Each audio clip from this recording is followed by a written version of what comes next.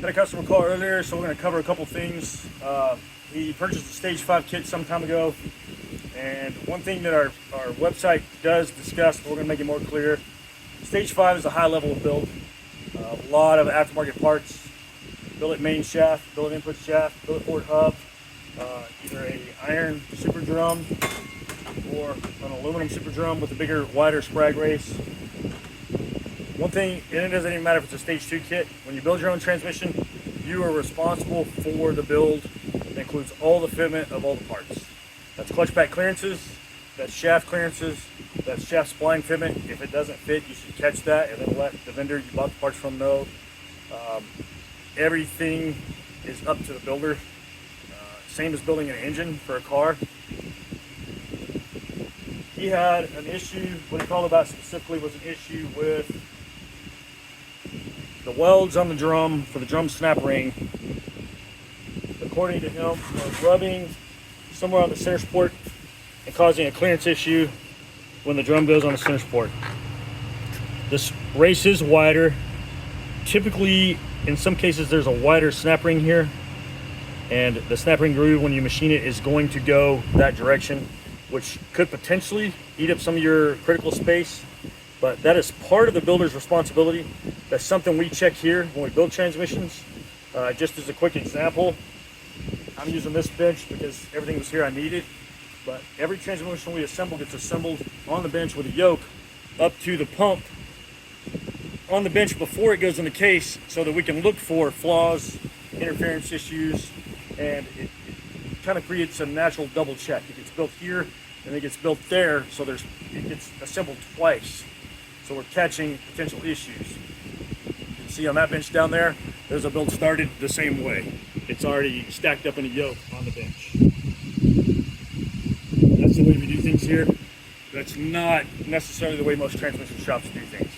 But since we do pretty much 100% exclusively performance builds, it's one of the processes we've developed over the years. The customer complained about the welds causing a clearance issue. It is possible because this is wider, and if anything moves, it's going to move towards the center support. There's a couple reasons that could happen. I actually couldn't see witness marks on his weld, so I'm not sure if that was his actual issue or not. But the Sun gear and a Turbo 400 or 480 has a side that is not beveled and the beveled side. The beveled side goes down on assembly. It's covered in the assembly manuals, from the factory tech manuals. I've seen people argue it on the internet where guys say it doesn't matter. It does matter. The reason it matters is because the Sun gear tube is machined square here. This is machined square. The Sun gear tube goes in the gear and bottoms out right there. If you install this backwards and put the Sun gear tube in, it creates about a 40 thousandths further drop that drops the Sun gear tube into the Sun gear. And what that results in is the way this is assembled in the transmission is this end of the tube actually holds the direct drum away from the center support.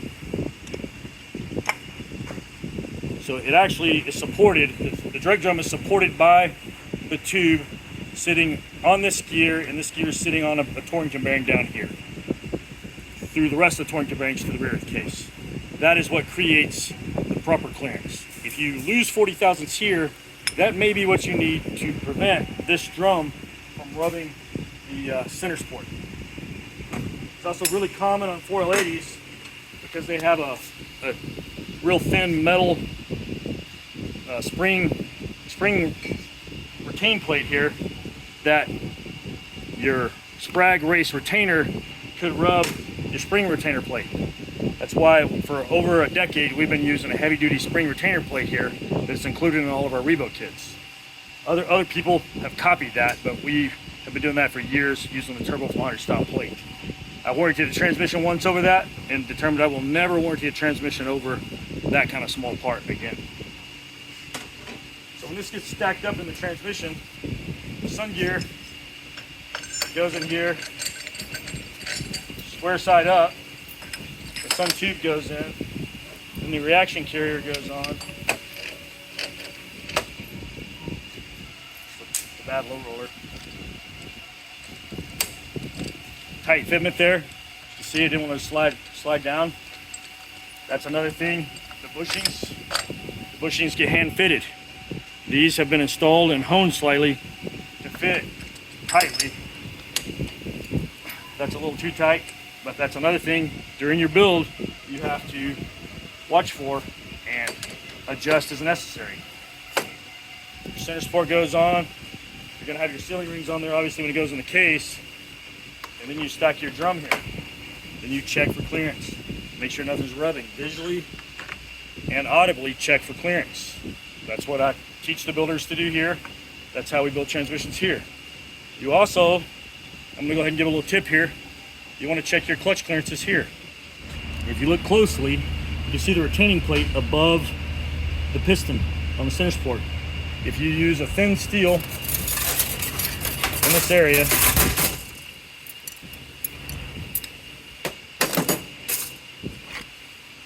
in this case, on a late model 480, we would usually use the cushion ring. We don't really necessarily care about the cushion aspect of it, but we use it to take up some of the clearance. And then a thin steel. And you want to check your first friction and make sure that it can't drop below the race and fall out. If it does so, you're going to have a failure to shift to second gear, and or you're going to bend the splines on this friction.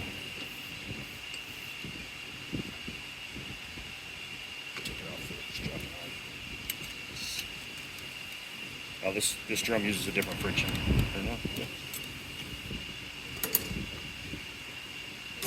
Use this drum as an example. Which leads to another thing to cover. All right, we can see there that the friction is not going to drop off the splines in this case. A lot of the super drums come with a 60,000 steel here, and they're made to stack up with 5 clutches. I don't agree with that, so we usually make our own steels and stack it up with 4. But you want to make sure that, say for instance, we didn't have the cushion plate there.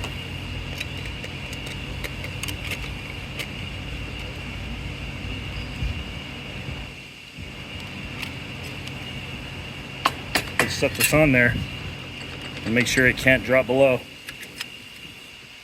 It's really close right there. You can see a little bit of where the spline starts to bevel. Should be fine because you have the thickness of the friction on the one side, also holding the steel spline up on the race, but it's definitely something to keep an eye open for. Depending on your stack up, the drag drum could be sitting higher up and you could lose that friction off the edge of the race. Another thing to cover real quick, since I'm here and I have 2 drums. This style drum is one we've made in-house, probably some time ago. We haven't made them in a little while, but this is a freshen up we're doing.